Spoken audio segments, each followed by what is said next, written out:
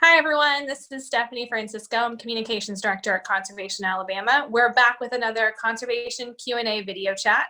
And today we're going to be talking about the legislative session that just wrapped up on Monday. That was May 18th.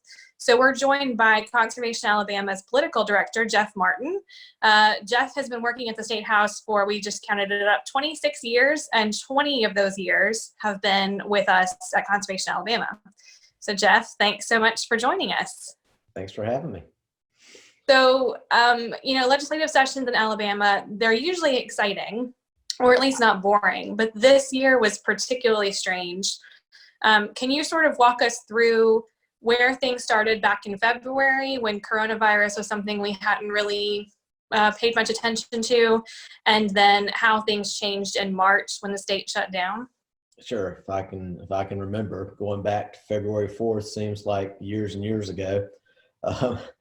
But yeah, the legislature convened for the regular session February 4th. Typically, a regular session consists of 30 legislative days over the course of 105 meeting days, or potential calendar days.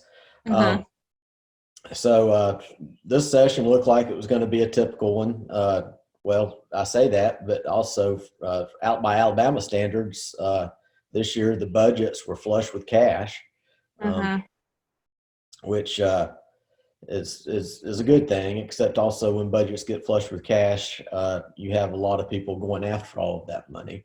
So you had a lot of particular interest, paying a lot of attention. Because there was so much money to be dealt through the general fund and the education budgets. Included in that cash was an anticipated pay raise for both state employees and teachers, who I believe also got one last year. Other big legislative items that were expected to make movement and make waves and noise was the prison crisis, where we're under some federal mandates to relieve overcrowding, and there's also several other federal lawsuits, and the legislatures had, under the leadership of Senator Kim Ward, had various proposals to address those issues, including some criminal justice reform. However, because of the virus, we never got to any of that. There's also what seems every year, the gambling talks at the State House, and this year in particular, there was a proposal from the Fort Creek Indians that was getting a lot of attention. Probably one of the biggest talked about pieces of legislation that was moving pretty swiftly through the legislature was Senator Tim Nelson's medical cannabis bill. I'd forgotten all about that. Wow. Yeah. And I want to say it had already passed the Senate, and it stood a decent chance. The House was where it was going to be its biggest obstacle, but it probably had a better than 50% chance of passing. Wow. And of course, that went by the wayside with the virus. There are other legislation that didn't get through just because of we lost more than half the session, was legislation expanding broadband. Also another bill that was creating a standard for deploying the 5G cellular infrastructure that states are getting now. Some economic development bills. Another bill that would have been really useful, especially during this quarantine time, was a bill that would have allowed for wine home delivery. That would have been such a godsend. There's also some education legislation that Senator Pro Tem Dale Marsh was pushing that also didn't get through because of the time constraints. Made it to like spring break, right? I mean, I was trying to remember when things shut down in the state, and people started. Yeah, the last spring break, the last legislative day prior to spring break was March 12th. I guess a couple of weeks prior to that, people started talking a little bit about the coronavirus. We were obviously hearing about it overseas and everything. Right. But there was never any real big talk about, we're not going to come back after spring break. Mhm. Now, I'll be honest, I never thought we were coming back after spring break. Mhm. And it really surprised me that there was really, at that time, no contingent plan and little discussion about the virus.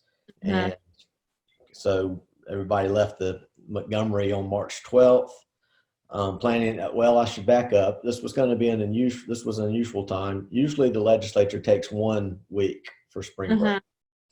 Mhm. And it usually coincides with what we used to refer to as AEA spring break, back when all the schools had the same break. And this year, the Senate took 2 weeks. Mhm. The House actually was planning on coming back after a few days prior, the Thursday before the Tuesday, the Senate was coming back to, which nobody really ever understood why. And of Yeah. course, that never happened because the virus became so serious. Right. Right about that time we adjourned. So fortunately for the House, back in 2015, we had a big snowstorm. Prior to that, if the legislature had a day certain to reconvene, they couldn't, and they couldn't meet. They couldn't get a quorum to meet.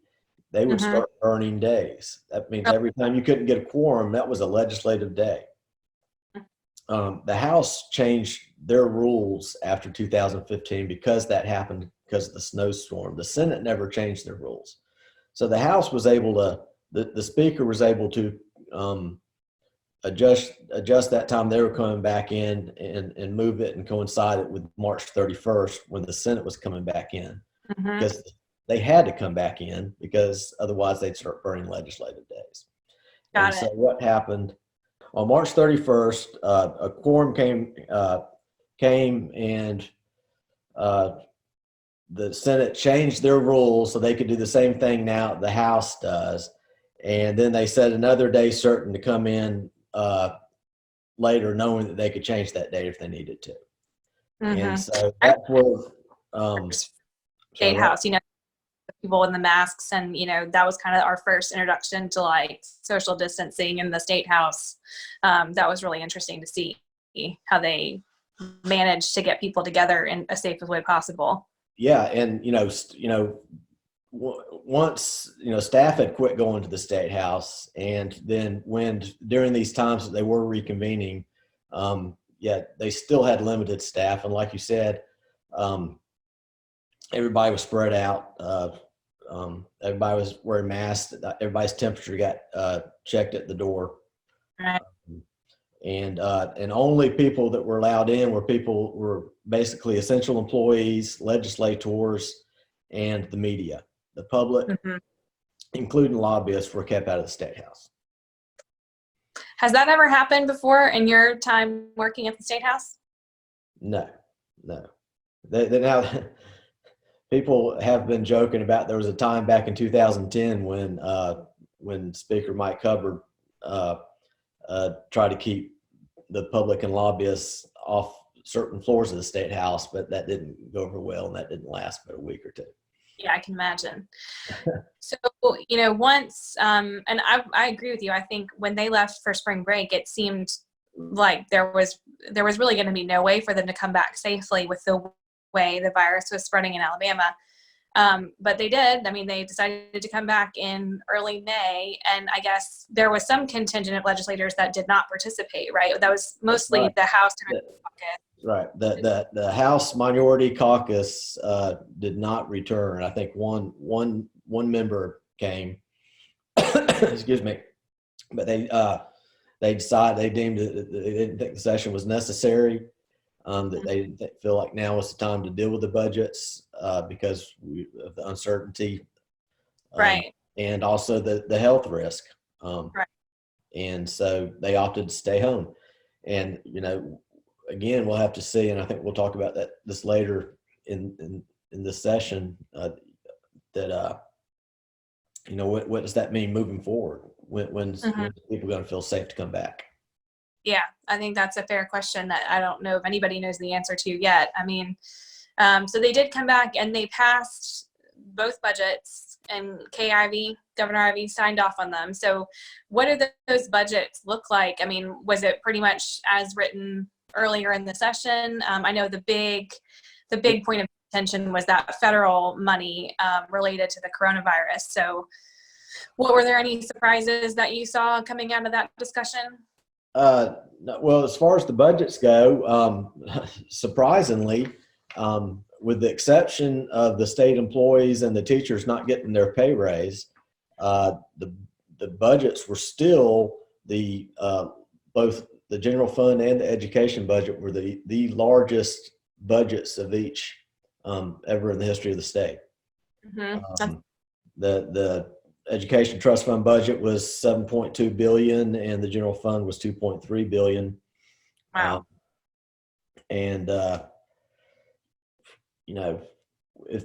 Will they come back and tweak those? I mean, that's, we just don't know yet what's going to happen with the economy. So that could be something that would happen. I guess I didn't realize that Governor Ivey could call a special session to have them basically readdress those budgets if our state revenue has fallen off. Yes, the governor and only the governor can call the legislature back anytime she likes to, in a special session. The special session, they only consider what we call is in the call of the chair, what the governor lists that can be debated, unless a supermajority of the legislature decides to add something, but that would take a supermajority vote of 2/3 of the legislature. But yeah, the legislature themselves can't call themselves back in, so it'll be up to the governor, and that, if the budgets need tweaking, if she decides. Of course, there's a lot of talk about a special session to deal with the prisons. There's and nobody knows yet what's going to happen. I mean, a lot of it's going to obviously first depend on if there's ever an opportunity for them to come back, because if it's not going to be safe enough, they're not going to be able to keep not allowing the public in. Right. I don't see how they really can come back until they can make sure that it's safe for everybody to come back into that building. And that building's really not a healthy place to be in to begin with. But that's for a whole other story. Yeah. So if you had to handicap the odds, like, what do you think the odds are of us seeing a special session later on this year before the new fiscal year starts? Before the new fiscal year starts, which is in October, maybe 50-50 that they're called in once. I mean, a lot of people are talking about these multiple special sessions to handle different things separately, like one for the prisons, maybe one for the maybe 3 or 4 specific bills that didn't get through. But again, I just, right now in the current situation we're in, I don't see that we have more than one if we have one. Yeah. And that, that was one of the, they've got the budgets. And if they work out, there might not be a need to come back until next year. Yeah, I kind of hope for all of our sakes that we don't need to do that, because that will hopefully mean a little bit of a recovery already. Well, before everything just kind of went to hell in a handbasket, we actually had a big win, in terms of conservation policy earlier this session. So could you talk a little bit about the landfill bill? I think that was back in like late February. Is that right? That we were dealing with? February. Yeah. Yeah, there was a bill. It was House Bill 140, introduced by Representative Alan Baker on behalf of ADEM and Waste Management. This bill basically it was dressed up like a housekeeping bill, where it would allow landfills to use other materials to cover the daily landfill other than earth, which is in the Alabama law. Now, once we caught on to this bill and we started doing our research, we came to realize that they've been allowing this for a long time. Right. So, hence the housekeeping. We're just fixing it because we've been doing it this way forever. Of course, several ourselves and several of our partners, after doing our research, said, this isn't right, and we, thanks to we got out an action alert, and thanks to our, I think over 1,000 of our members sent their legislators letters saying the same. We were able to get the House Minority Caucus on board with us. And this bill was a bill we call a fast track. Nobody thought there was going to be any issue with it. It was fixing to move really quick through both bodies. The day it came up, because of the help we got from the House Minority Caucus, who agreed to filibuster this bill, we were able to actually stop everything for the day. Once that bill got up, they adjourned on the bill, and through negotiations, we were able to get the bill amended. I have the language here that we required the landfills to use alternative covers, but they must meet or exceed federal standards and demonstrate that the alternative covers they want to use are as effective or more so than the earth. And so everybody agreed that was a good compromise. And then the bill, with that as amended, moved on through the process and passed and became law. Yeah, that was a big deal, because I think, the list of potential alternative covers, it included some pretty benign stuff like actual tarps that were made to cover landfills, and then some much grosser stuff like sewage, sludge, and coal ash. And that was, we picked up on that one immediately. And also through our research, we learned that coal ash, while an acceptable alternative cover, was only being used at one road landfill in the state. Right.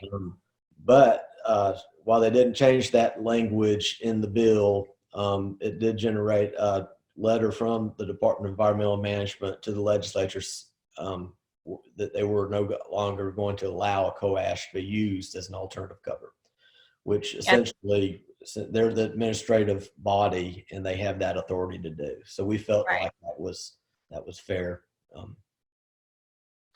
Yeah, absolutely. And I think it's worth noting that when this bill first popped up, like you said, it was a fast-tracked bill.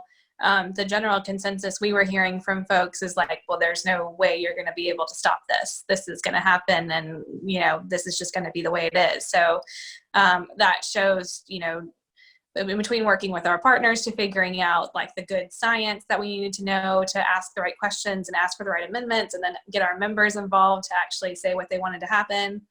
Legislators worked together. It was a pretty nice like civics lesson example of what you can do to amend a bill. So that was a good way for us to go out for the session. It was. Quick and neat, just a few days work. Yeah, just great. Well, Jeff, thanks so much for joining me. And if there's a special session, maybe we can do another one of these again. We appreciate all the work that you do for Conservation Alabama up at the State House, and we will talk to you again soon. All right. Thanks, Stephanie.